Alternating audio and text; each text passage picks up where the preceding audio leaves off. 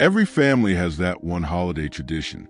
For the Miller family, it was Thanksgiving dinner at Grandma Jean's old farmhouse. Jean Miller was born and raised in Plymouth, Massachusetts, a place where history doesn't just live in books. It lingers in the air, in the worn floorboards of every colonial home, and in the quiet fields that once held the very first Thanksgiving feast. She was a heart of her family. Silver hair pulled back in bun, always wearing an apron dusted with flour, the kind of grandmother who could turn a kitchen into a safe haven. Her house was where generations gathered every November. In 1999, her Sunday brought along something new, a bulky VHS camcorder. That year, the family decided to record everything. Grandma's pies, the kids chasing each other through the yard, Uncle Jim falling asleep on the couch. It was supposed to be just another Thanksgiving home video. But when they played the tape back a few weeks later, they saw something no one could explain. The footage starts simple, almost sweet. The camera pans across a long wooden table, candles glowing softly against the window panes. The sound of laughter and clinking silverware fills the background. Outside, the New England woods are painted gold with fallen leaves. The camera catches Cousin Laura and little Ben running toward the edge of the yard, their boots crunching over frosty grass. And then, just for a moment, the camera catches something else. A figure, standing still at the tree line.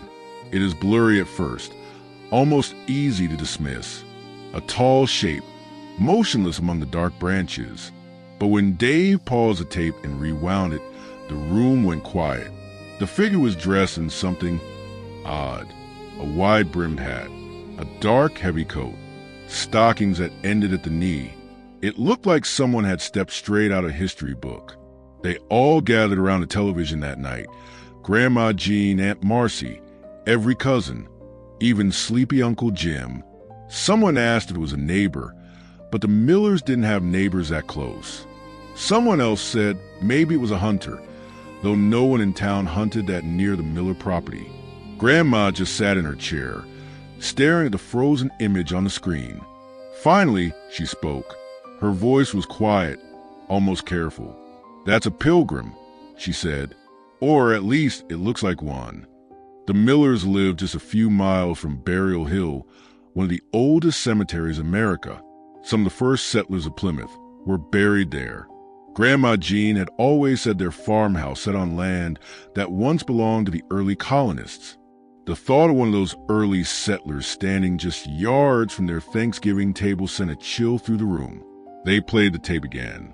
This time, everyone leaned closer. As the kids run past, the figure doesn't move, doesn't even seem to notice them. But just before the camera swings back toward the house, the figure turns its head. You can't see its face, just a pale outline of it against the dark trees, and what looks like a collar, white and stiff, just like the kind the Pilgrims wore. And then it's gone. Some of the Millers were thrilled, whispering about ghosts and history, and how lucky they would have caught on tape. But Grandma Jean didn't seem thrilled at all. She stayed quiet through the rest of the viewing, her hands folded tightly in her lap. Later that night, she told Dave that when she was a little girl, she had once seen a man in old-fashioned clothing standing in the same spot by the trees. She had never told anyone. Word of the tape got around. Plymouth was the kind of town where everyone knew everyone, and stories like this travel fast. One neighbor said she had seen something similar while raking leaves one autumn, a man in a hat, standing silently in the woods, watching. Another swore that every Thanksgiving, just as the sun set, she heard footsteps on her porch even though no one was there. Pretty soon, the Millers' Thanksgiving ghost became a local legend. The next year, Uncle Jim insisted on carving the turkey while wearing a pilgrim hat, said it was just in case the ghost wanted to feel included. The kids made it into a game, running to the tree line every year to see if the ghost would show up again. He never did, at least not on camera. But sometimes, Grandma would glance toward the trees while she cooked, as if she half expected to see him again. She passed away a few years later, and the house was sold. But every Thanksgiving, the Millers still play that old VHS tape. The quality has faded over the years, colors washed out, sound a little fuzzy, and yet that figure still stands there, silent, watching, almost as if he's a part of the family's Thanksgiving now, just as much as the turkey, the pies, and the laughter. Maybe it was just a trick of the light, or maybe, just maybe, it was one of the first pilgrims, reminding us of what Thanksgiving is really about: family, gratitude, and the stories we pass down through generations. So, what do you think? Was this just an eerie coincidence? Or did the Millers truly capture a ghost from history? If you enjoyed the story, gather around again next time. There are plenty more mysteries waiting to be told.